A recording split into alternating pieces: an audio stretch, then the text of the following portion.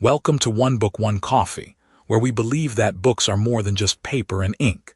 They are doorways to a deeper understanding of ourselves and the world. Today, we are diving into a book that you've chosen, and that choice speaks volumes. By picking up Emotional Intelligence by Daniel Goleman, you are setting yourself apart from the crowd. While others might be losing themselves in endless scrolling or the latest binge-worthy series, you're here, investing in personal growth and understanding. That's remarkable. This book isn't just another self-help guide. It's a transformative exploration of how understanding emotions can lead to a more fulfilling life. Endorsed by influential figures like Bill Gates, who has called it a must-read, and Oprah Winfrey, who has discussed its impact on her own life, Emotional Intelligence is more relevant now than ever. Daniel Goleman, a psychologist and science journalist, was driven by his curiosity about the human mind. His research at Harvard and years of writing for the New York Times culminated in this groundbreaking work. Goleman's journey wasn't without challenges. He faced skepticism and the daunting task of bridging the gap between scientific research and practical application, but his perseverance ensured the message reached millions.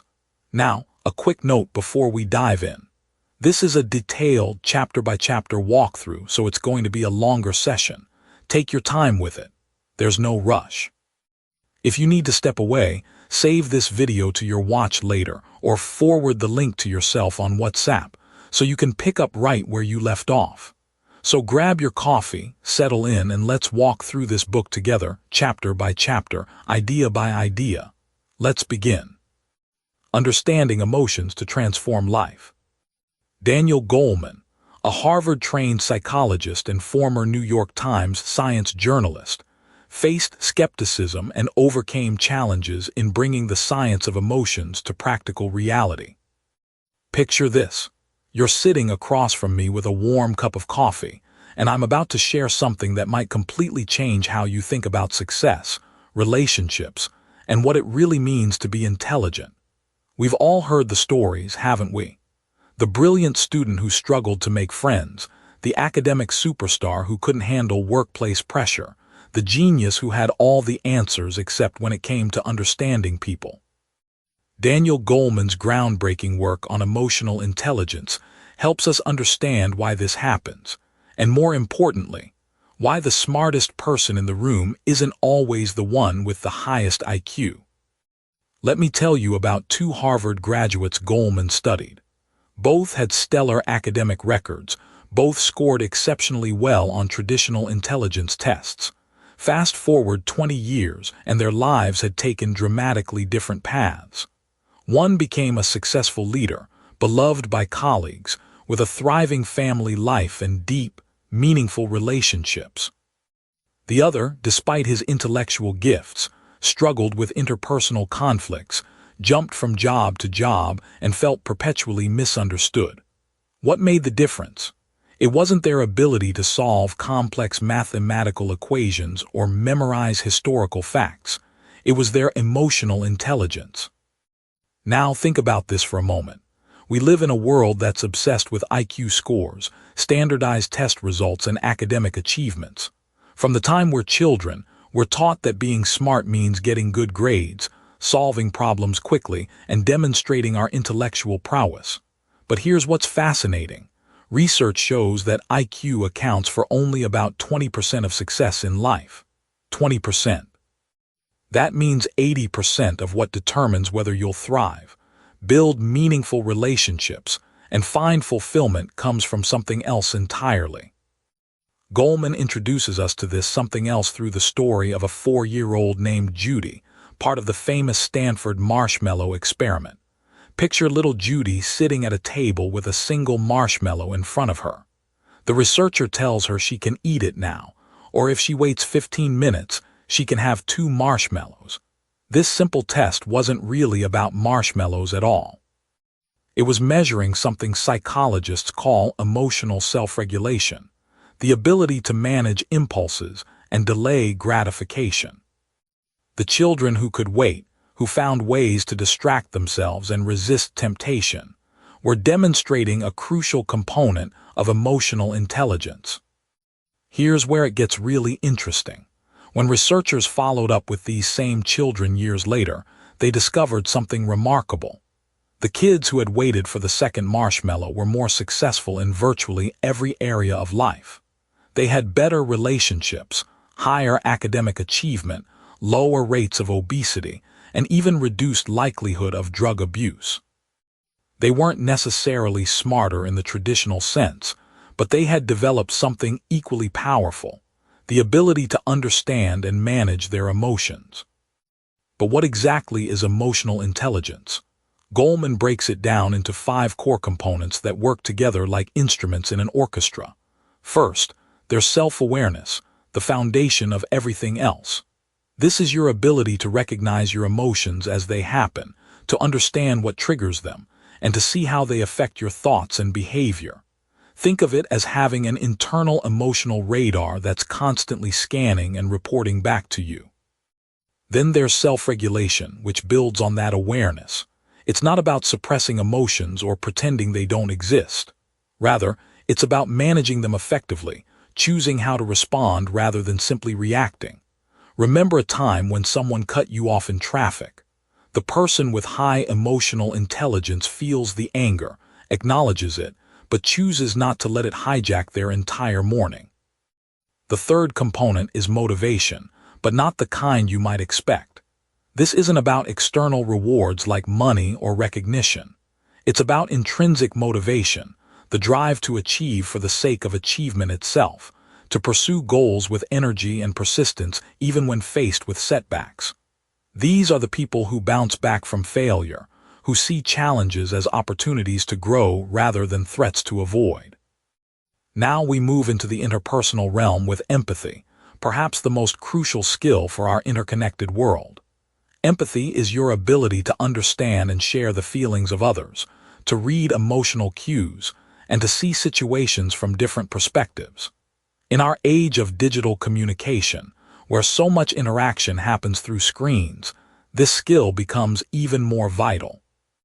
The person who can sense that their colleague is struggling, even during a video call, and responds with appropriate support, demonstrates high emotional intelligence. Finally, there's social skill, the ability to manage relationships and build networks, to find common ground and build rapport. This isn't about being manipulative or superficially charming. It's about genuine connection, the ability to inspire and influence others, to work collaboratively and resolve conflicts constructively. Consider how these skills play out in today's workplace. We're living through an era of rapid technological change, remote work, and constant connectivity. The employees who thrive aren't necessarily those with the highest technical skills, though those matter too. They're the ones who can navigate virtual team dynamics, who can read the emotional undertones in an email, who can provide support to stressed colleagues, and who can adapt emotionally to constant change. Goleman shares the story of a software company where technical brilliance alone wasn't enough. The most successful programmers weren't just code wizards. They were the ones who could collaborate effectively, who could explain complex concepts to non-technical colleagues, and who could handle the frustration of debugging without taking it out on their teammates. Their emotional intelligence made them not just better employees, but better human beings. As we wrap up this exploration of why emotional intelligence matters so profoundly, remember that unlike IQ, which remains relatively fixed throughout life, emotional intelligence can be developed and strengthened at any age. It's never too late to become more emotionally intelligent, to build better relationships, and to find greater success and fulfillment in all areas of your life. Picture this. You're sitting across from someone at a coffee shop, and they seem to have this almost magnetic quality about them. They listen when you speak, they know exactly what to say when you're frustrated, and somehow they make everyone around them feel more at ease. What is it about these people that makes them so compelling? Daniel Goleman would tell you it's not necessarily their IQ or their technical skills, though those might be impressive too. It's something far more fundamental, their emotional intelligence. Now think about this for a moment. We've all met brilliant people who somehow can't seem to connect with others, or incredibly talented individuals who sabotage their own success through poor decisions. What they're missing isn't book smarts, it's the ability to understand and manage emotions, both their own and those of the people around them. Goleman breaks this down into 5 essential components that, when mastered, can transform not just how we work, but how we live. The first component is self-awareness, and it's like having an internal weather station that constantly monitors your emotional climate. Imagine you're in a heated meeting at work, and you can feel your blood pressure rising as a colleague challenges your idea. Most people would either explode in anger or shut down completely. But someone with strong self-awareness notices that rising heat, recognizes it as frustration mixed with a touch of wounded pride, and can observe these feelings without being hijacked by them. They might think, okay, I'm getting defensive here. Let me take a breath and really listen to what they're saying. This isn't about suppressing emotions or pretending they don't exist. It's about developing what Goleman calls emotional self-awareness, the ability to recognize your emotions as they happen and understand how they affect your thoughts and behavior. Think of it like being the narrator of your own emotional story rather than just a character swept along by the plot. But awareness alone isn't enough, which brings us to the second component, self-regulation. If self-awareness is your internal weather station, then self-regulation is your climate control system. It's the difference between knowing a storm is coming and actually being able to weather it gracefully. Consider the executive who receives devastating news about a failed project. Their self-awareness tells them they're feeling crushed, embarrassed, and angry. Their self-regulation allows them to process these feelings without sending a scathing email they'll regret or making hasty decisions that could make the situation worse.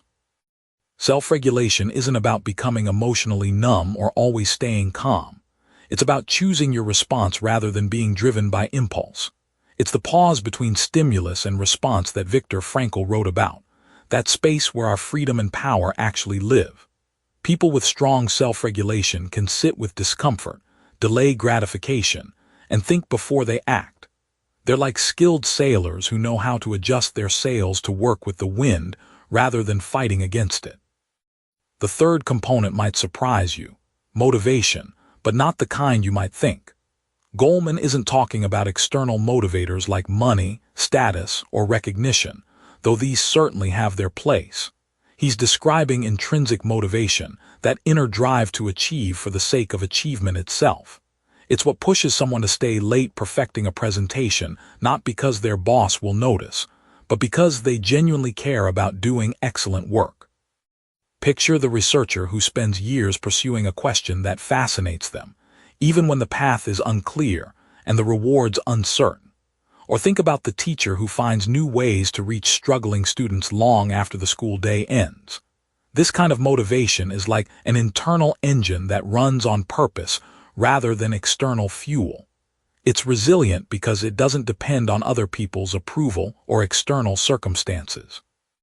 Now, here's where emotional intelligence really starts to shine in our interconnected world. Empathy, the fourth component. This isn't just about being nice or sympathetic. True empathy is like having emotional radar that picks up on the feelings and needs of others, even when they're not explicitly stated. It's reading the micro-expressions that reveal someone is struggling, even when they say they're fine. It's understanding that your colleague's sharp tone in the email might have more to do with their overwhelming workload than with you personally.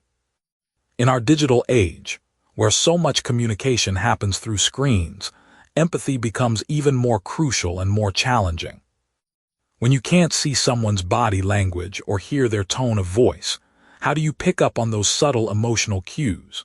The most emotionally intelligent people develop almost detective-like skills, reading between the lines and asking thoughtful questions that help them understand what's really going on beneath the surface. Finally, we arrive at social skills, which Goleman describes as the culmination of all the other components working together. Think of social skills as emotional intelligence in action. It's taking your self-awareness, self-regulation, motivation, and empathy, and weaving them together to build relationships, influence others positively, and navigate complex social situations. Someone with strong social skills is like a skilled conductor leading an orchestra. They know how to bring out the best in different people, when to step forward and when to step back, how to resolve conflicts before they escalate, and how to create an atmosphere where everyone feels heard and valued. They're the people who somehow make group projects actually work, who can deliver difficult feedback in a way that motivates rather than demoralizes, and who seem to effortlessly build networks of genuine relationships wherever they go. What makes these 5 components so powerful is how they work together, each one strengthening and supporting the others. As we dive deeper into Goleman's insights, we'll discover how these skills can be developed and refined, transforming not just our professional lives but our relationships, our decision-making, and our overall sense of fulfillment and effectiveness in the world. Picture this. You're sitting in your car after a difficult meeting at work and suddenly you realize your heart is pounding, your jaw is clenched, and you feel this overwhelming urge to either scream or cry. But here's the fascinating thing that Daniel Goleman reveals in Emotional Intelligence. Most of us would struggle to name exactly what we're feeling in that moment. Are you angry, frustrated, disappointed, embarrassed? The truth is, we're often emotional strangers to ourselves, and this blind spot might be costing us more than we realize. Think about the last time someone asked you, "How are you feeling?" and you automatically responded, "Fine" or "Good," without actually checking in with yourself. Goleman argues that this seemingly innocent habit represents one of the most significant barriers to success and happiness in our lives. You see, emotional self-awareness isn't just some touchy-feely concept. It's the cornerstone of emotional intelligence, and it directly impacts everything from our relationships to our career prospects to our physical health. Now, consider this remarkable story Goleman shares about a patient who underwent brain surgery to remove a tumor.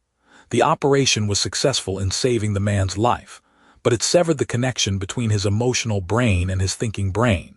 On the surface, he seemed perfectly normal, his IQ remained high, his memory intact, his reasoning sharp. But something profound was missing.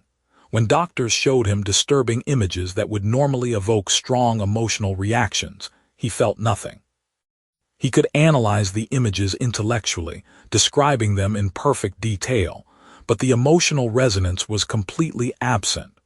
What happened next was even more telling. This brilliant man's life began to fall apart. He couldn't make decisions, even simple ones like what to have for lunch, because he had lost access to the emotional signals that guide our choices. This story illuminates something crucial about human nature that we often overlook in our logic-obsessed culture. Our emotions aren't obstacles to clear thinking, they're essential navigation tools. When we lack emotional self-awareness, we're like ships without compasses, technically capable of sailing, but unable to chart a meaningful course. But here's where it gets really interesting for those of us living in the 21st century. We're drowning in distractions that make emotional self-awareness even more challenging than it was for previous generations. Think about your typical day. How often are you truly present with your feelings versus numbing them with social media scrolling, binge-watching, or staying perpetually busy? Goleman suggests that our always-on culture has created an epidemic of emotional numbness, where we're so disconnected from our inner lives that we miss the vital information our emotions are constantly trying to provide. Now, imagine you're in a heated argument with your partner, and suddenly you pause and think, "Wait, what am I actually feeling right here?" This simple act of emotional check-in can transform the entire dynamic. Maybe you realize you're not really angry about the dishes in the sink. You're feeling unappreciated and overwhelmed. That's completely different information, and it opens up entirely new possibilities for connection and resolution. Goleman introduces us to what he calls the emotional thermostat, our ability to recognize and name our feelings as they arise. Just like a thermostat regulates temperature by first sensing it, emotional intelligence begins with this fundamental capacity for emotional awareness. But here's the catch. Most of us have broken thermostats. We might notice we feel bad or stressed, but we lack the vocabulary and practice to identify the specific emotions at play. Consider the difference between someone who says, "I'm upset," versus someone who can articulate, "I'm feeling anxious about the presentation tomorrow, frustrated that I didn't prepare more, and a little excited about the opportunity to share my ideas." The second person has given themselves tremendously more power to respond effectively because they understand exactly what they're working with emotionally. This reminds me of the difference between a novice wine taster who can only distinguish between good and bad wine versus a sommelier who can detect notes of cherry, hints of oak, and subtle mineral undertones. Both are tasting the same wine, but one has developed the sophisticated awareness to extract vastly more information from the experience. The modern workplace provides endless opportunities to practice this skill. Think about that colleague who always seems calm under pressure. Chances are, they've developed the ability to quickly identify their emotional state and respond accordingly. When a crisis hits, instead of being hijacked by panic or anger, they might recognize, "I'm feeling overwhelmed and need to break this down into smaller steps," or "I'm frustrated with this situation, but I can channel that energy into finding solutions." Goleman emphasizes that developing emotional self-awareness isn't about becoming emotionally perfect or always feeling positive. It's about becoming fluent in your own emotional language so you can navigate life with greater wisdom and intention. When you know what you're feeling and why, you suddenly have choices about how to respond instead of being at the mercy of unconscious emotional reactions. As we prepare to explore how this foundational awareness opens the door to managing our emotions effectively, remember that every expert was once a beginner. The journey toward emotional intelligence starts with this simple but profound commitment: to become curious about your inner emotional landscape rather than avoiding or dismissing it. After all, you can't manage what you don't acknowledge, and you can't change what you don't understand. Picture this: you're sitting in traffic, already running late for an important meeting, when someone cuts you off without signaling. Your heart starts racing, your jaw clenches, and you can feel that familiar surge of anger rising up like a volcano about to erupt. Now, here's the million-dollar question that Daniel Goleman poses in this fascinating section of emotional intelligence. What happens next?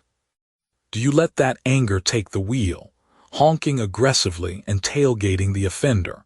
Or do you somehow find a way to dial down that emotional intensity and respond more thoughtfully? This is precisely what Goleman calls the art of emotional self-regulation, and it might just be the most crucial skill you never learned in school. Think about it for a moment. We spend years learning algebra, memorizing historical dates, and perfecting our grammar. But when was the last time someone taught you how to manage the emotional storms that inevitably sweep through your mind? Goleman argues that this oversight represents one of the greatest gaps in our education system, because the ability to regulate our emotions literally determines the quality of our relationships, our career success, and our overall well-being. Let me share a story that perfectly illustrates this principle. Goleman tells us about a fascinating study conducted with 4-year-olds at Stanford University, famously known as the marshmallow experiment.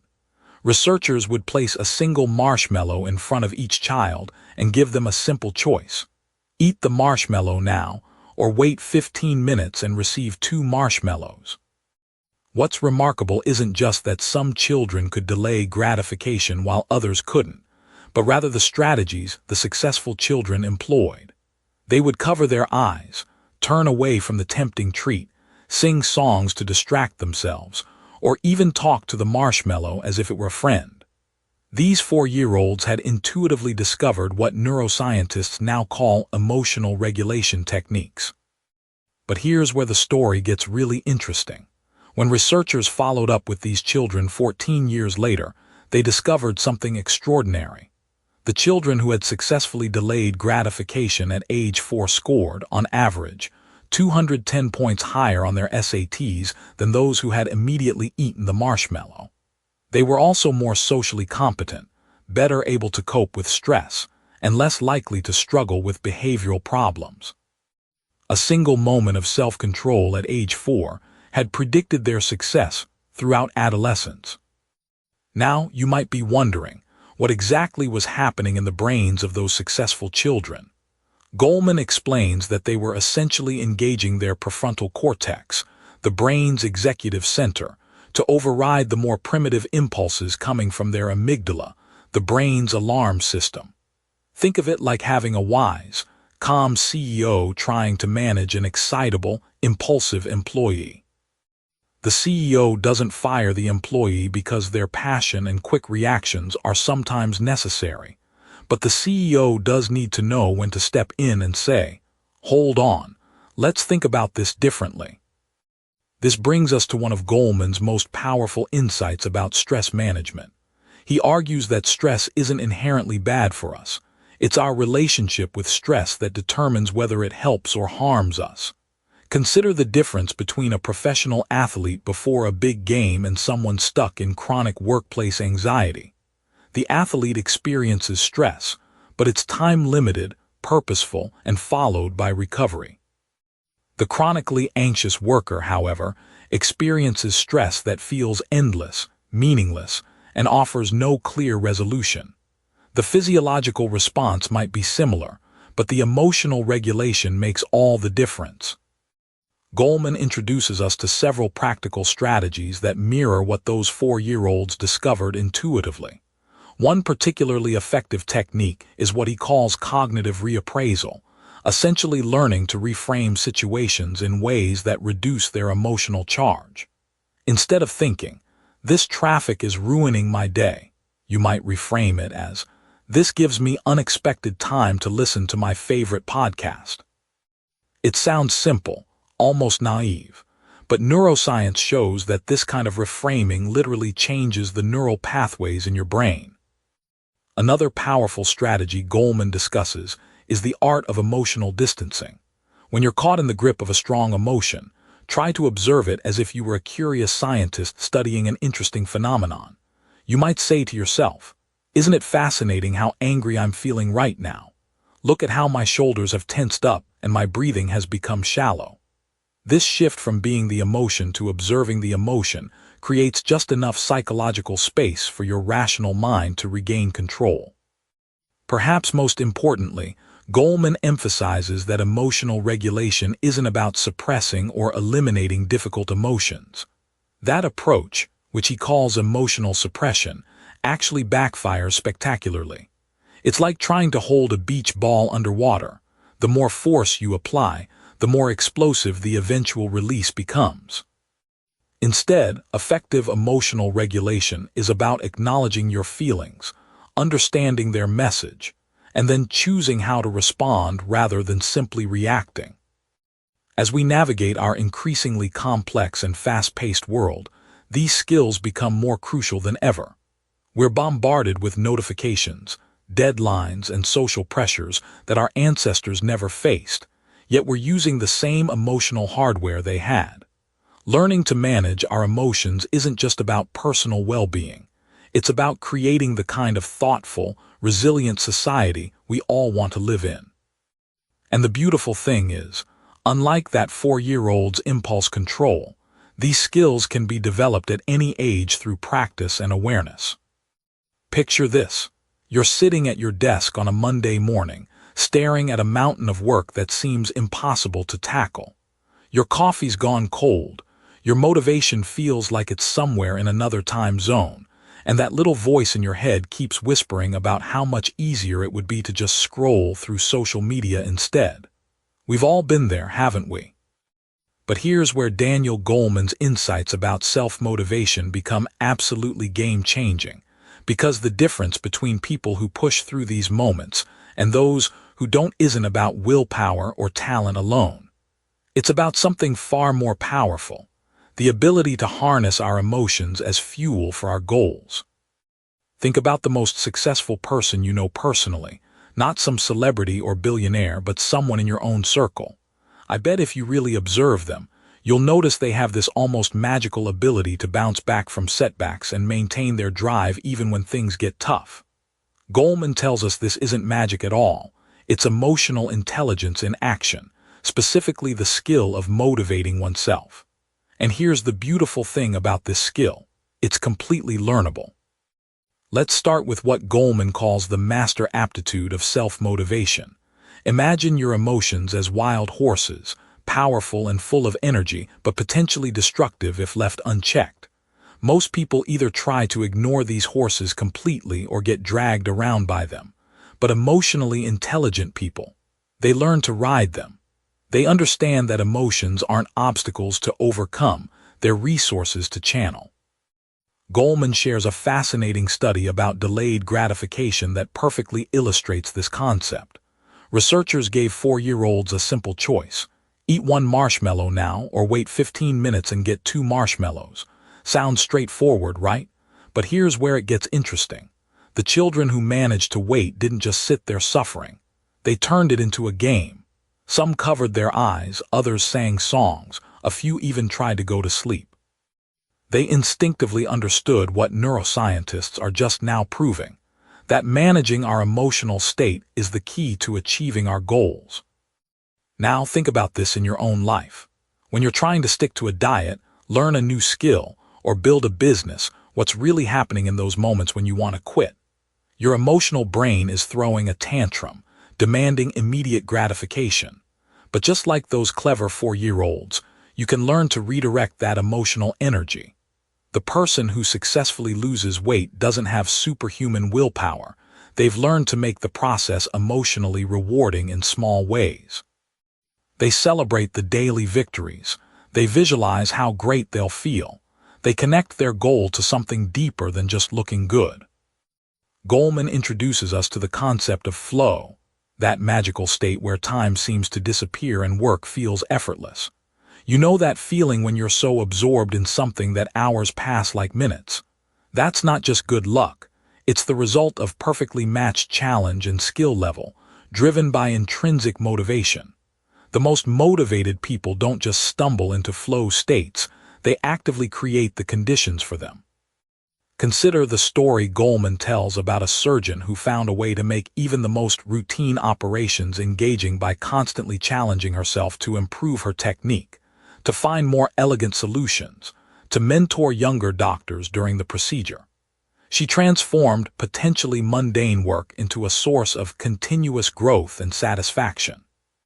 This is self-motivation mastery, finding ways to make the journey itself rewarding, not just the destination. But let's be honest about the elephant in the room. What happens when things go wrong? Because they will. Goleman emphasizes that optimism isn't about wearing rose-colored glasses or pretending problems don't exist. True optimism, the kind that fuels long-term motivation, is about how we explain setbacks to ourselves. When faced with failure, do we tell ourselves we're hopeless and this always happens to us? Or do we see it as temporary, specific to this situation, and something we can learn from? The research is crystal clear on this. People who maintain optimistic explanatory styles, even in the face of repeated setbacks, consistently outperform their more talented but pessimistic counterparts. It's like having an internal coach who helps you reframe every defeat as valuable data for your next attempt. This isn't about toxic positivity or denying reality. It's about choosing the interpretation that serves your long-term goals. In our modern world of constant distractions and instant gratification, this ability to self-motivate has become even more crucial. We're surrounded by dopamine hits from social media, streaming services, and endless entertainment options. The marshmallow test isn't just about delayed gratification anymore. It's about choosing meaningful long-term goals over the constant pull of immediate digital rewards. The people who thrive in this environment aren't the ones with the strongest willpower. They're the ones who have learned to make their important work as emotionally engaging as their favorite Netflix series. As we move forward in exploring emotional intelligence, remember that motivation isn't something that happens to you. It's something you actively create. Every time you choose to reframe a setback as a learning opportunity, Every moment you find a way to make necessary work more engaging. Every instance you connect your daily actions to your deeper values. You're building this crucial emotional skill. The question isn't whether you have enough motivation. It's whether you're using your emotions as allies in pursuing what truly matters to you. Picture this. You're sitting across from a friend at your favorite coffee shop and something feels off. They're saying everything is fine, their words are cheerful enough, but their shoulders are slightly hunched, their smile doesn't quite reach their eyes, and there's a tension in their voice that makes you pause mid-sip. Without them saying a word about their troubles, you somehow know they're struggling. This, my friend, is the remarkable power of emotional radar that Daniel Goleman calls recognizing emotions in others, and it might just be the most undervalued superpower in our modern world. Think about how extraordinary this really is. In a split second, your brain processes dozens of micro-signals, facial expressions, vocal tones, and body language cues to create an emotional map of another person's inner world. Goleman explains that this ability isn't just some mystical intuition. It's a sophisticated neurological process that happens faster than conscious thought. The same neural networks that help us recognize our own emotions become the foundation for reading others, like having an emotional GPS that guides us through the complex landscape of human relationships. Now, here's where it gets fascinating. Goleman shares research showing that people who excel at reading emotions in others don't just have better personal relationships. They're literally more successful in almost every area of life.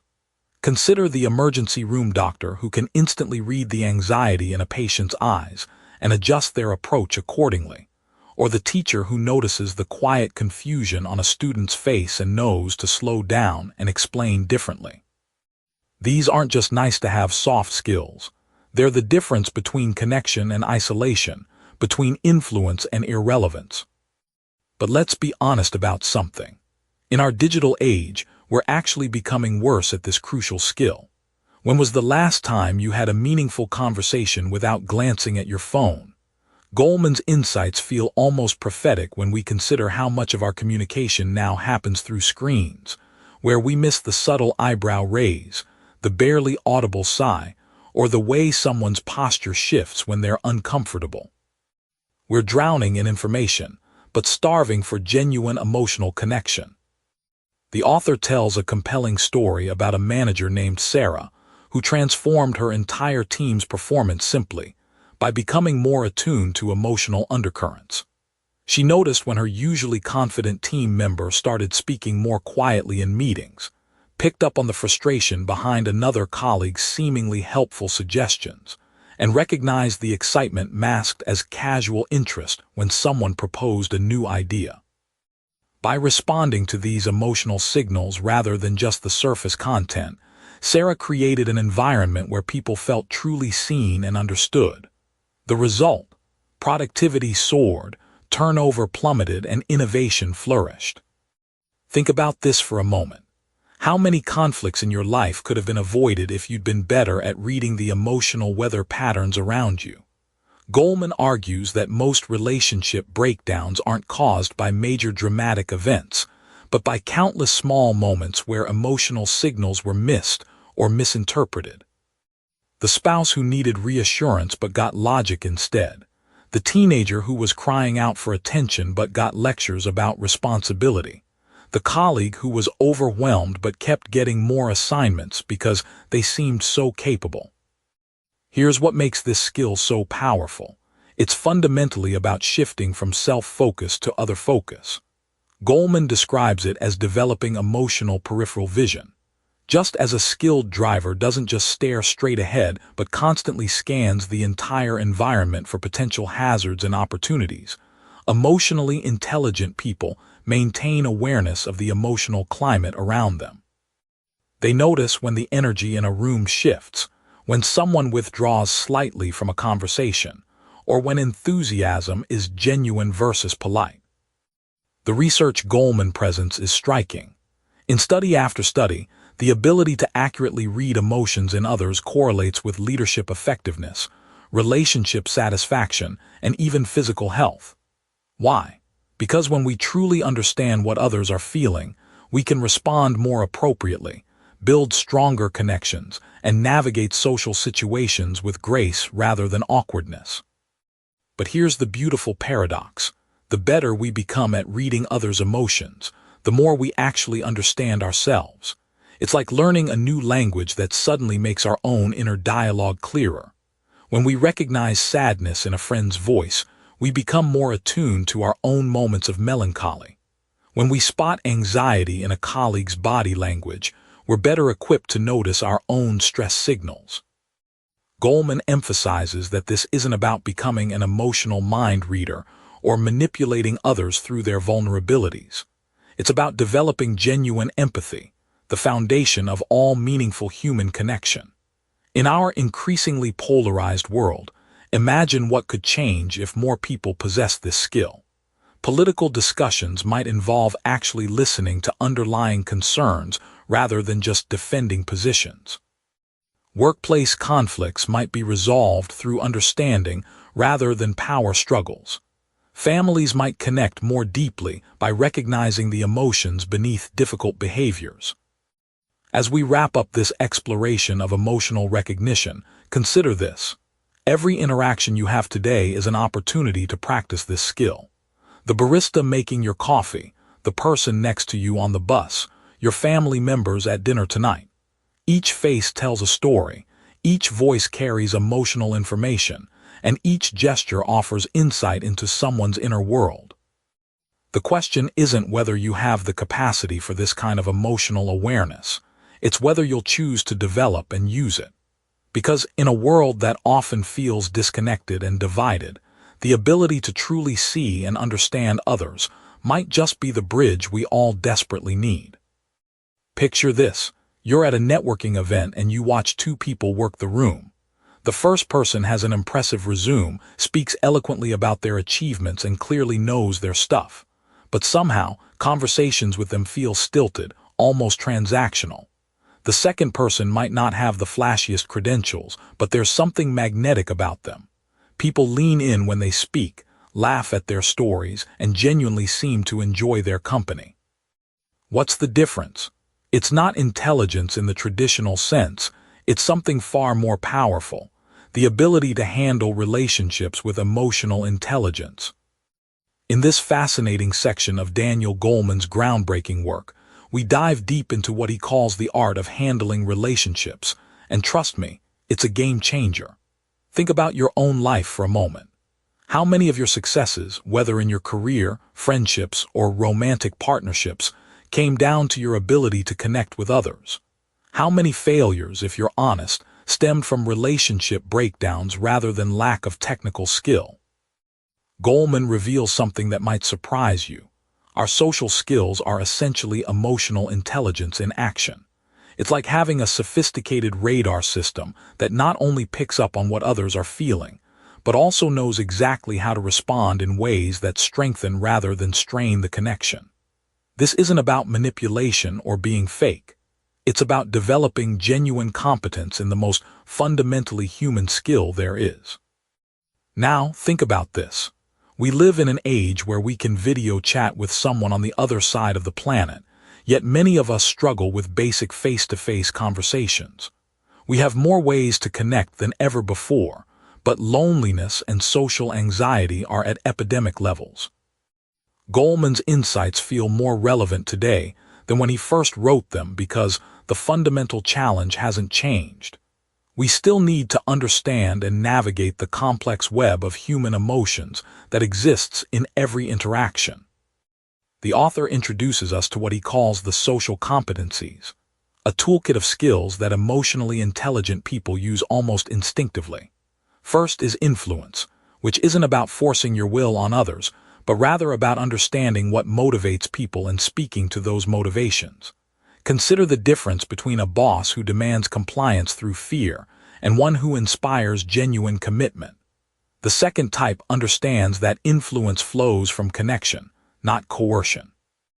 Goleman shares a compelling story about a manager at a tech company who was brilliant at solving technical problems, but terrible at managing people. His team's productivity was plummeting, not because they couldn't do the work, but because his abrasive communication style was destroying morale. After learning to read emotional cues and adjust his approach, he transformed from a liability into one of the company's most effective leaders. The technical skills remained the same, but his relationship skills revolutionized everything. Communication, Goleman explains, is far more than just exchanging information. It's about creating emotional resonance. Have you ever noticed how some people can deliver bad news in a way that actually makes you feel supported, while others can share good news and somehow leave you feeling worse? The difference lies in their ability to tune into the emotional frequency of the moment and respond appropriately. The concept of conflict management particularly resonates in our polarized world. Goleman doesn't suggest avoiding disagreement. That's impossible and unhealthy. Instead, he advocates for what he calls emotional aikido, where you acknowledge and redirect the emotional energy in a conflict rather than meeting it head-on. Think of it like being a skilled sailor who doesn't fight against the wind, but uses it to reach their destination more effectively. One of the most powerful sections deals with teamwork and collaboration. Goleman describes teams that function like jazz ensembles, where individual talents blend seamlessly because everyone is attuned to the emotional rhythm of the group. These teams don't just perform better, they actually enjoy the process more. Compare this to teams where egos clash and emotional intelligence is absent. They might have all the talent in the world but struggle to harness it effectively. The author also explores leadership through an emotional intelligence lens, and this is where things get really interesting. Traditional leadership models focused on command and control, but Goleman shows us that the most effective leaders are those who can create emotional climates that bring out the best in others. They're like skilled conductors who don't just direct the orchestra, but inspire each musician to play beyond their individual capabilities. What makes this particularly relevant today is how our digital communication often strips away the emotional nuances that make relationships work. When we're texting or emailing, we lose tone of voice, body language, and those subtle emotional cues that emotionally intelligent people use to navigate interactions. This means we need to be even more intentional about developing these skills in our face-to-face interactions. Goleman's research reveals that people with strong relationship skills don't just have better personal lives. They're more successful professionally, more resilient during difficult times, and generally happier. It's as if they've learned to speak a universal language that transcends cultural and social barriers. As we wrap up this exploration of relationship skills, remember that emotional intelligence isn't a fixed trait. It's something you can develop and strengthen throughout your life. Every interaction is an opportunity to practice reading emotional cues, responding with empathy, and building stronger connections. In our next section, we'll discover how these relationship skills form the foundation for something even more powerful: the ability to motivate ourselves and others toward meaningful goals. Picture this. You're sitting in a classroom, and there's that one kid who always seems to know exactly what to say when someone's upset, who can work with anyone on group projects, and who somehow makes even the most stressful test days feel manageable. Meanwhile, there's another student who might be academically brilliant but falls apart at the first sign of criticism or can't seem to connect with classmates. What's the difference between these two? It's not IQ, and it's certainly not luck. It's emotional intelligence. And as Daniel Goleman reveals in his groundbreaking work, it might just be the most important factor we're not measuring in our schools. You know, we've been thinking about education all wrong for decades. We've created these academic pressure cookers where success is measured solely by test scores and GPA, as if the human heart and mind were nothing more than data processing machines. But here's what Goleman discovered that changes everything. The students who truly thrive in life aren't necessarily the ones with the highest SAT scores. They're the ones who understand their emotions, can manage stress, empathize with others, and navigate social situations with grace. Think about your own school experience for a moment. Can you remember a time when you were so anxious about a test that your mind went completely blank, even though you knew the material? Or perhaps you recall watching a classmate struggle not because they couldn't understand the concepts, but because they were dealing with overwhelming emotions they had no tools to manage. This is where emotional intelligence becomes absolutely crucial in education. Goleman shares a fascinating story about a school district that decided to experiment with emotional learning. Instead of just cramming more math and reading into their curriculum, they introduced what they called emotional literacy classes. Students learned to identify their feelings, understand what triggered certain emotions, and develop strategies for managing difficult situations. The results were nothing short of remarkable. Not only did behavioral problems decrease dramatically, but academic performance actually improved across the board. Now think about this.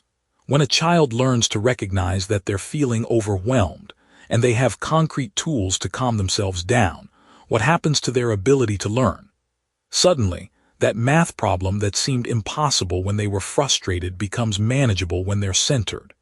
That essay that felt overwhelming when anxiety was clouding their thoughts becomes an opportunity for creative expression when they're emotionally balanced. The magic happens when we realize that emotions aren't the enemy of learning, they're actually the gateway to it. Consider how memory works in our brains. We don't just store facts in isolation, we attach emotional tags to everything we learn. The most powerful learning experiences are always tied to emotions. Remember how you learned to ride a bike. It wasn't just about the mechanics of balance and pedaling. It was about the fear, the excitement, the frustration, and ultimately the joy of success. That emotional journey is what made the learning stick. Goleman introduces us to teachers who have revolutionized their classrooms by understanding this connection.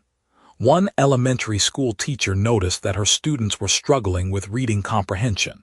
Instead of drilling them harder on phonics, she started teaching them to identify the emotions of characters in stories. As students became more emotionally aware, they began to connect more deeply with what they were reading. Their comprehension scores soared, but more importantly, they developed a genuine love for literature. But here's where it gets really interesting. Emotional intelligence in education isn't just about helping struggling students catch up. It's about unleashing the potential that exists in every child. Think of a student who's naturally gifted in mathematics but has never learned to work well with others. In our increasingly collaborative world, that brilliant mind might never reach its full potential without the social and emotional skills to share ideas, receive feedback, and build on the insights of others. The ripple effects extend far beyond individual students. When emotional intelligence becomes part of a school's culture, the entire learning environment transforms. Teachers report feeling less stressed and more fulfilled in their work. Bullying incidents drop dramatically. Students become more resilient in the face of challenges and more willing to take intellectual risks. The classroom becomes a place where vulnerability is seen as strength, and where mistakes are viewed as learning opportunities rather than failures. Consider the modern challenges our students face today. They're growing up in a world of social media pressure, climate anxiety, and unprecedented global uncertainty. Traditional academic skills alone simply aren't enough to prepare them for this reality. They need emotional tools to navigate stress, build meaningful relationships, and maintain their mental health in an increasingly complex world. What's particularly powerful about Goleman's insights is how they reframe our entire approach to education. Instead of seeing emotions as distractions from learning, we begin to understand them as essential components of the learning process.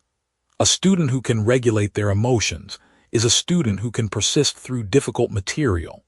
A student who can empathize with others is a student who can collaborate effectively and learn from diverse perspectives. As we move forward in our exploration of emotional intelligence, we'll discover how these principles extend beyond the classroom walls. The emotional skills students develop in school become the foundation for their success in relationships, careers, and life itself. Because ultimately, education isn't just about filling minds with information. It's about nurturing whole human beings who can think, feel, and connect their way to a meaningful and successful life. Picture this. You're sitting in a meeting room and there are two managers presenting to the same group of executives. The first manager has an MBA from a top school, knows every metric inside and out, and delivers a flawless PowerPoint presentation.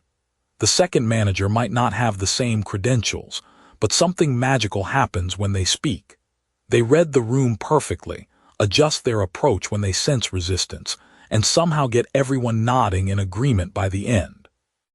Which manager do you think gets the promotion?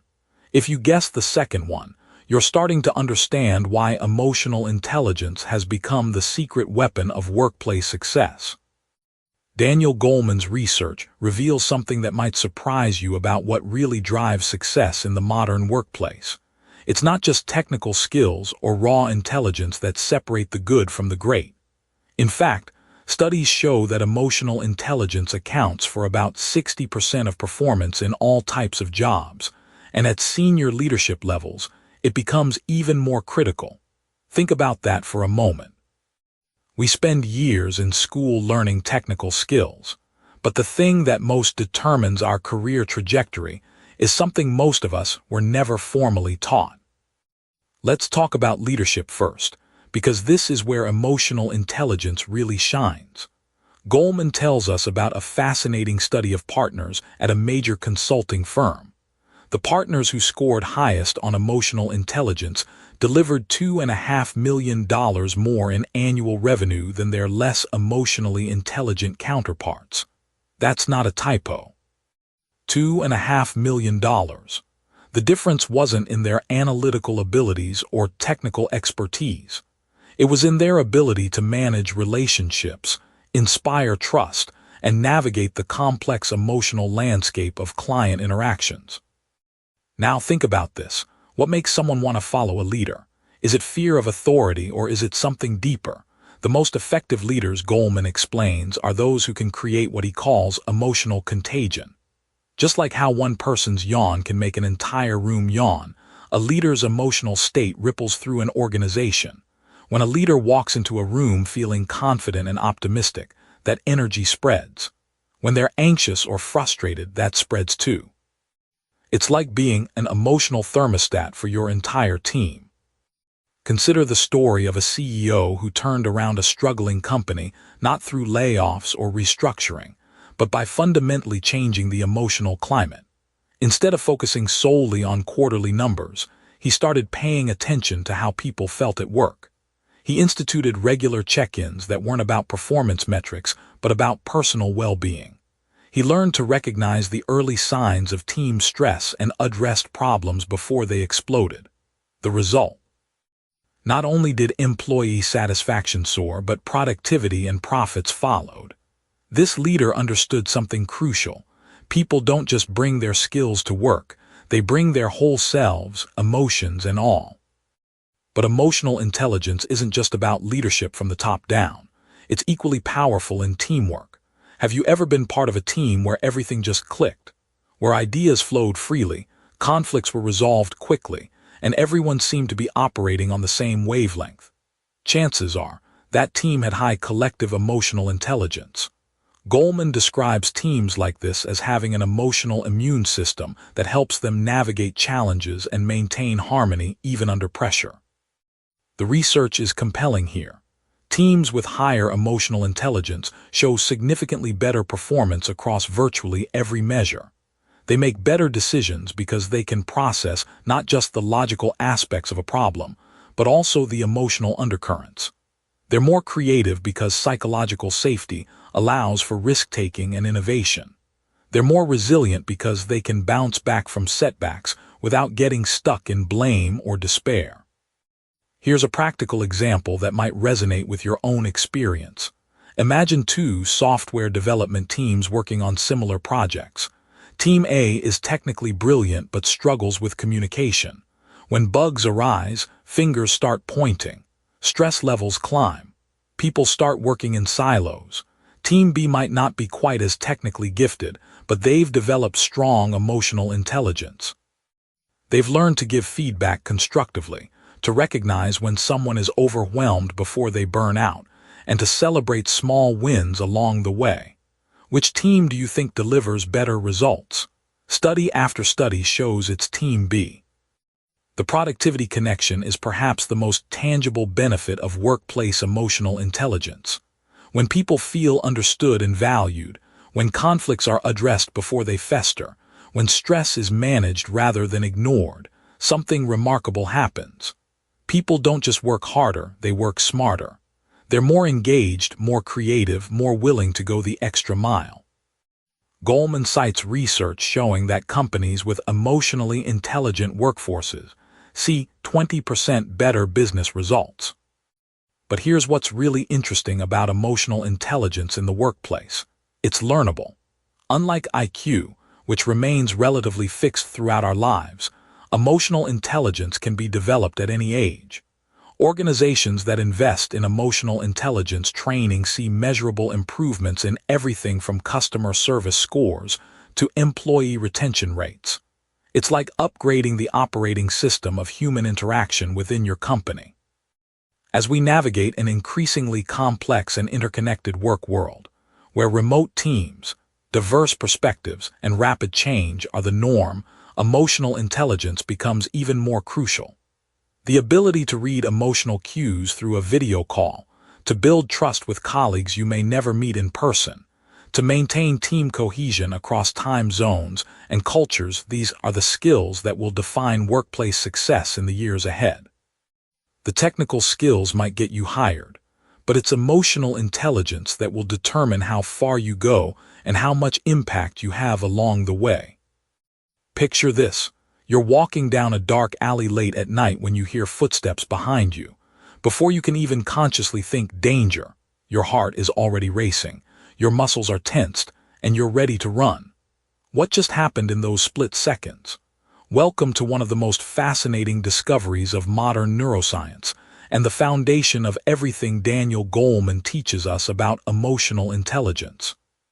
You know, when we think about emotions, we often treat them like unwelcome guests at a dinner party. They show up uninvited, make a mess, and leave us wondering what just happened. But here's the thing that Goleman reveals so beautifully. Emotions aren't the enemy of rational thought. They're actually the result of millions of years of evolution working to keep us alive and thriving. The key is understanding how this incredible system works inside our heads. Let me take you on a journey into your brain, but don't worry, I promise this won't feel like a biology lecture. Think of your brain as having two different operating systems, kind of like having both a race car driver and a careful navigator in the same vehicle. The race car driver is what scientists call the limbic system, and at its heart sits a small, almond-shaped structure called the amygdala. This little powerhouse is your emotional command center, and it's been keeping humans alive for millennia. Now here's where it gets really interesting. The amygdala doesn't wait for permission to act. When it senses danger or opportunity, it hijacks your entire system faster than you can say fight or flight. Goleman calls this an amygdala hijack, and once you understand this concept, you'll start seeing it everywhere in your daily life. Have you ever snapped at someone and immediately regretted it? That's your amygdala taking the wheel before your rational mind could pump the brakes. The amygdala is incredibly fast, processing emotional information in about 12 milliseconds. To put that in perspective, it takes you about 500 milliseconds just to consciously recognize a face. Your emotional brain is literally reacting to the world before you're even aware of what you're reacting to. It's like having a bodyguard who shoots first and asks questions later, except this bodyguard lives inside your head and influences every decision you make. But here's the beautiful part of Goleman's insight. We also have that careful navigator I mentioned, the prefrontal cortex. This is your thinking brain, your voice of reason, your internal wise counselor. The prefrontal cortex can override the amygdala's impulses, but only if you know how to engage it. Think about the difference between a toddler having a meltdown in a grocery store and an adult who takes a deep breath when frustrated.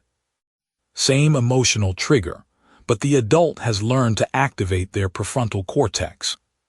The relationship between these two brain systems explains so much about human behavior. Consider road rage, for instance. Someone cuts you off in traffic, and instantly your amygdala floods your system with stress hormones. Your hands grip the steering wheel tighter, your jaw clenches, and you might even find yourself shouting at a stranger who can't hear you. But then, if you're emotionally intelligent, your prefrontal cortex kicks in and reminds you that getting angry won't change anything and might actually make your day worse. Goleman shares fascinating research showing that people with damage to their amygdala struggle to make good decisions, even though their logical reasoning remains intact. Without emotional input, they can analyze options endlessly but can't actually choose. On the flip side, people with prefrontal cortex damage become prisoners of their impulses, brilliant perhaps, but unable to regulate their emotional responses. This reveals something profound. We need both systems working together to navigate life successfully. Here's what makes this really practical for your everyday life. Every time you pause before responding to a difficult email, you're giving your prefrontal cortex time to engage. Every time you take a deep breath during a heated conversation, you're literally changing your brain chemistry. The stress hormones that flood your system during emotional arousal, particularly cortisol and adrenaline, actually impair your ability to think clearly. But here's the empowering part. You can learn to manage this process. Think about the most emotionally intelligent people you know. They're not people who don't feel emotion strongly. They're people who have mastered the art of the pause. They've trained their prefrontal cortex to step in quickly when their amygdala sounds the alarm. This isn't about suppressing emotions. It's about creating space between feeling and action. The implications of understanding your brain's emotional architecture extend far beyond personal relationships. In our hyperconnected world, where we're constantly bombarded with triggers designed to capture our attention and provoke reactions, emotional intelligence becomes a superpower. Social media platforms literally exploit our amygdala's tendency to react strongly to threat, novelty, and social comparison. Understanding this can help you scroll more mindfully and respond more thoughtfully. What Goleman shows us is that emotional intelligence isn't a soft skill. It's a fundamental life skill rooted in hard neuroscience. Your brain is constantly scanning for emotional significance in everything around you, and this scanning shapes your perceptions, decisions, and relationships in ways you might not even realize. As we dive deeper into Goleman's insights, remember this foundation. Your emotions aren't random or uncontrollable forces. They're information from a sophisticated system that's trying to help you navigate the world. The question isn't whether to feel, but how to feel skillfully. You know, we've been talking about emotional intelligence like it's this wonderful superpower that can transform your life and relationships, and in many ways, it absolutely is. But here's something that might surprise you as you're sipping that coffee. Like any powerful tool, emotional intelligence has a shadow side that we need to talk about honestly. Think of it like a knife in your kitchen drawer. It can help you prepare a beautiful meal for someone you love, or it can cause serious harm if used with the wrong intentions. Daniel Goleman doesn't shy away from this uncomfortable truth, and neither should we. The very skills that make someone emotionally intelligent, the ability to read people's emotions, to influence how others feel, to manage social situations with finesse, these same abilities can be turned toward manipulation and exploitation. It's a bit like learning to be a master locksmith. You could use those skills to help people who are locked out of their homes, or you could become a very sophisticated burglar. Let me paint you a picture of what this looks like in real life. Imagine you're at work, and there's this colleague who always seems to know exactly what to say to get what they want. They can sense when the boss is stressed and swoop in with just the right supportive comment. They know how to make you feel special and important when they need a favor, then somehow make you feel guilty when you can't deliver. They're masters at reading the emotional temperature of a room and adjusting their approach accordingly. Sound familiar? This person might have high emotional intelligence, but they're using it like a weapon rather than a bridge. This is what psychologists call Machiavellian intelligence, and it's more common than we'd like to admit. These individuals understand emotions not to create genuine connections, but to exploit them for personal gain. They're like emotional con artists, and the scary part is, they're often very successful because they've learned to hijack our natural human responses to empathy and connection. Now, think about this for a moment. How many times have you encountered someone who made you feel wonderful in their presence, only to realize later that you'd been subtly manipulated into doing something that served their interests rather than yours? Maybe it was a salesperson who somehow convinced you to buy something you didn't really need, or a romantic partner who used your emotions to control your behavior. The tools of emotional intelligence were there, but the ethical foundation was completely absent. But here's where it gets even more interesting and troubling. Sometimes people don't even realize they're using their emotional intelligence in harmful ways. Consider the parent who becomes so skilled at reading their child's emotional states that they unconsciously manipulate those emotions to maintain control. They might use guilt, fear, or excessive praise to shape their child's behavior, all while believing they're being a good parent. The intention might be positive, but the impact can be deeply damaging to the child's developing sense of self. Or think about leaders in organizations who use their emotional intelligence to maintain power rather than to serve their teams. They might be incredibly charismatic, able to inspire people and make them feel valued, but underneath it all, they're primarily concerned with protecting their own position. They read the emotional landscape of their workplace not to create a healthier environment, but to identify threats and opportunities for personal advancement.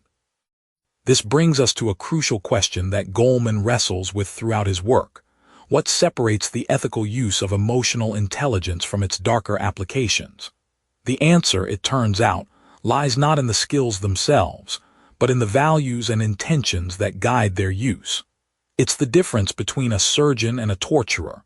Both might have detailed knowledge of human anatomy, but their purposes couldn't be more different. The key insight here is that emotional intelligence without moral intelligence is potentially dangerous. It's like giving someone a sports car without teaching them about traffic laws and safety. The power is there, but without the ethical framework to guide its use, that power can cause tremendous harm. Consider how this plays out in our digital age. Social media platforms and advertisers have become incredibly sophisticated at reading and manipulating our emotional responses. They know exactly which images, words, and timing will trigger our desires, fears, and insecurities. They're using collective emotional intelligence to influence our behavior on a massive scale, often in ways that serve their financial interests rather than our well-being. But here's the empowering part of this conversation. Awareness is the first step toward protection. When you understand how emotional intelligence can be misused, you become much better at recognizing when it's happening to you. You start to notice when someone's empathy feels performative rather than genuine, when their emotional responses seem calculated rather than spontaneous. The solution isn't to become cynical or to shut down emotionally. Instead, it's about developing what we might call ethical emotional intelligence, the ability to use these powerful skills in service of genuine connection, mutual benefit, and authentic care for others. It means asking yourself not just, can I influence this person's emotions, but should I? And if so, how can I do it in a way that honors their autonomy and well-being? As we continue exploring the landscape of emotional intelligence together, remember that with great power comes great responsibility. The very skills that can make you more successful, more likable, and more influential also require you to constantly examine your motives and consider the impact of your actions on others. That's not a burden. It's an invitation to become not just emotionally intelligent, but emotionally wise. Picture this. You're sitting across from a friend who just had a complete meltdown at work because their boss gave them critical feedback. They're venting about how unfair it all was, how their boss doesn't understand them, and how they're considering quitting. Now, we've all been that friend at some point, haven't we? The beautiful thing about emotional intelligence is that it's not some fixed trait you're born with and stuck with forever. It's more like a muscle that you can strengthen, a skill you can develop, and today we're going to explore exactly how to do that. Think of developing emotional intelligence like learning to play a musical instrument. You wouldn't expect to sit down at a piano and immediately play Chopin, would you? It takes practice, patience, and a willingness to hit some wrong notes along the way. Goleman shows us that emotional intelligence works the same way, and the good news is that unlike your IQ, which remains relatively stable throughout your life, your EQ can continue growing and improving well into your golden years. The first step in this journey is what Goleman calls developing self-awareness, and this is where things get really interesting. Most of us go through our days like emotional zombies, reacting to situations without really understanding why we feel what we feel. Have you ever snapped at someone and then wondered where that came from? That's your emotional autopilot taking over. Developing self-awareness means learning to catch yourself in those moments before they spiral out of control. One powerful technique Goleman discusses is the practice of emotional labeling. Instead of just feeling bad or good, you start getting specific about your emotions. Are you frustrated, disappointed, or angry? Are you excited, content, or euphoric? It sounds simple, but research shows that people who can accurately identify and name their emotions have better control over them. It's like the difference between having a toolbox with just a hammer versus having a complete set of precision instruments. Consider Sarah, a marketing executive who used to explode in meetings whenever her ideas were challenged. Through practicing emotional awareness, she learned to recognize the physical sensations that preceded her anger, the tightening in her chest, the heat rising in her face, the urge to interrupt. Once she could identify these early warning signs, she could pause, take a breath, and respond more thoughtfully. Within 6 months, her colleagues noticed a dramatic change in her leadership style, and she was promoted to director. But awareness is just the beginning. The next crucial skill is emotional regulation, and this is where the rubber really meets the road. Think about your emotions like weather patterns. You can't control whether a storm is coming, but you can definitely control how you prepare for it and respond to it. Goleman introduces us to techniques that top performers use to manage their emotional weather. One of the most powerful strategies is what psychologists call cognitive reframing. Instead of seeing a setback as a personal failure, you learn to view it as valuable feedback. Instead of interpreting a colleague's criticism as an attack on your character, you start seeing it as information about how to improve. This isn't about becoming emotionally numb or pretending everything is fine when it's not. It's about developing the flexibility to choose your response, rather than being hijacked by your first emotional reaction. Now, think about this. How many conflicts in your life could have been avoided if everyone involved had better emotional intelligence? Goleman emphasizes that developing empathy is perhaps the most transformative aspect of emotional growth. Empathy isn't just about being nice or agreeable. It's about developing the ability to accurately read other people's emotional states and understand their perspective, even when it differs dramatically from your own. The fascinating thing about empathy is that it's built on a foundation of self-awareness. If you can't recognize and understand your own emotions, how can you possibly understand someone else's? It's like trying to translate a foreign language when you barely speak your native tongue. But when you develop both skills together, something magical happens. You start seeing the emotional undercurrents in every interaction, the unspoken needs behind people's words, the fears and hopes that drive their behavior. Take Marcus, a software engineer who was brilliant with code but struggled with team dynamics. His colleagues found him abrasive and difficult to work with. Through deliberate practice in emotional intelligence, Marcus learned to pause before responding in meetings, to ask questions about his teammates' perspectives, and to express his own ideas in ways that invited collaboration rather than defensiveness. The transformation wasn't overnight, but within a year, he had become one of the most respected voices on his team. The social skills component of emotional intelligence is where everything comes together. This isn't about manipulation or getting people to like you. It's about creating genuine connections, building trust, and influencing positive outcomes through emotional awareness and empathy. Whether you're negotiating a business deal, resolving a family conflict, or simply trying to motivate your team, these skills become your secret weapon.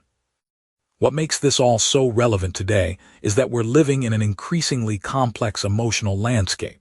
Social media amplifies our emotional reactions. Remote work makes it harder to read social cues, and the pace of change creates constant stress and uncertainty. The people who thrive in this environment aren't necessarily the smartest or most technically skilled. They're the ones who can navigate the emotional complexity with grace and wisdom. As we continue our journey through Goleman's insights, remember that developing emotional intelligence is not a destination, but a lifelong practice. Every interaction is an opportunity to strengthen these muscles, every challenging situation a chance to apply what you've learned. The investment you make in your emotional intelligence today will pay dividends in every relationship, every career opportunity, and every moment of personal fulfillment that lies ahead. So here we are, settling into what might be the most crucial part of our entire conversation about emotional intelligence. You know, it's one thing to understand what emotional intelligence is, to recognize its power in our personal and professional lives, but it's quite another to imagine what our world could look like if we truly embraced these principles on a massive scale. Picture this: you're sitting in a coffee shop, watching a parent gently help their frustrated toddler name their feelings instead of just saying, "Stop crying." That small moment, it's actually a glimpse into the future that Daniel Goleman envisions for all of us. When Goleman talks about the future of emotional intelligence, he's not just painting some utopian fantasy. He's looking at the very real challenges our society faces and asking a fundamental question. What if we could raise a generation that actually knows how to handle their emotions? Think about it for a moment. What would our schools look like? Our workplaces? Our families? The implications are staggering, and frankly, they give me goosebumps every time I consider them. Let's start with education, because that's where the revolution really begins. Goleman describes visiting schools where emotional learning isn't some add-on program squeezed between math and science, but woven into the very fabric of how children learn. Imagine walking into a classroom where a teacher doesn't just say, "Pay attention," but actually teaches kids how to focus their minds, how to notice when their attention wanders, and how to gently bring it back. These aren't fantasy schools, by the way. They exist right now, scattered across the globe like seeds of a more emotionally intelligent future. In one particularly powerful example, Goleman tells us about a middle school where bullying virtually disappeared after they implemented comprehensive emotional intelligence training. Now, think about this. These weren't perfect kids from perfect families. These were regular children dealing with all the usual pressures of adolescence, but they'd been given something most of us never received: the vocabulary and tools to understand their own emotional landscape and navigate the emotional terrain of others. The ripple effects of this kind of education extend far beyond childhood.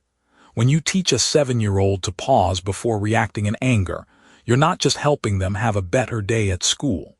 You're potentially preventing them from becoming the adult who explodes at their spouse, who road rages at strangers, who makes impulsive decisions that derail their career.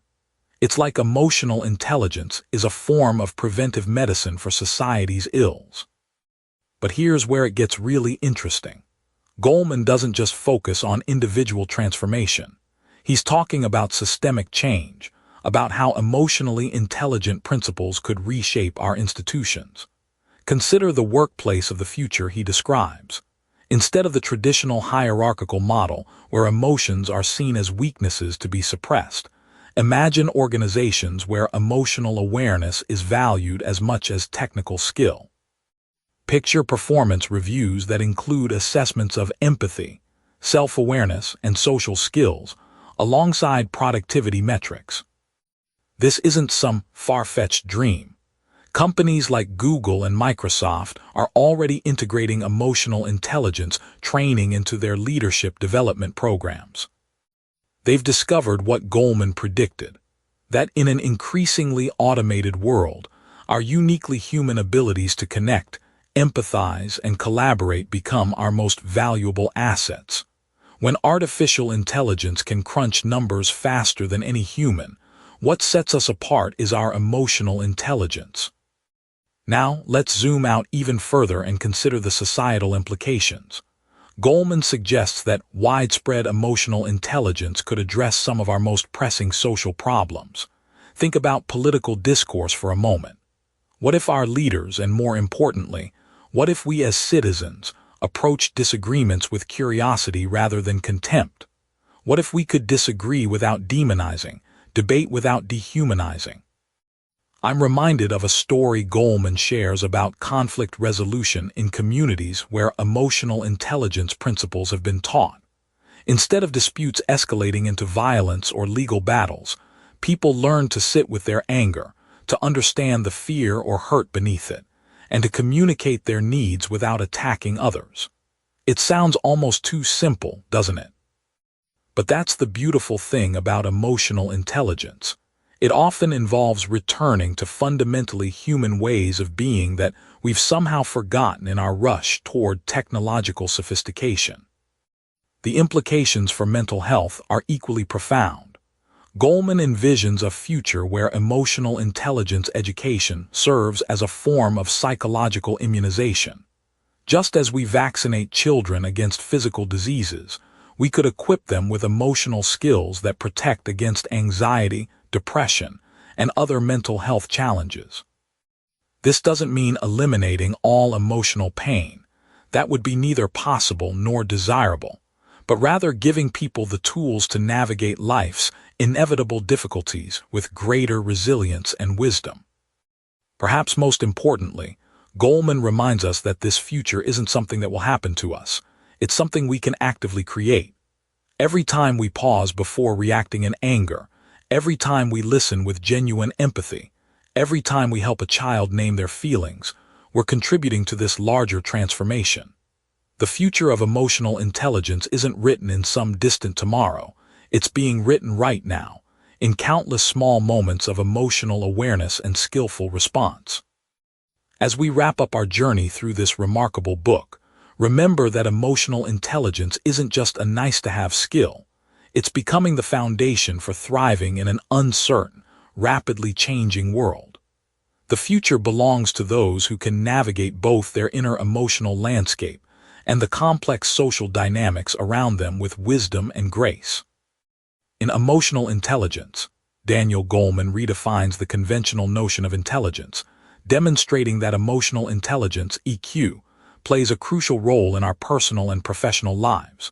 The book highlights the 5 key components of EQ: self-awareness, self-regulation, motivation, empathy, and social skills.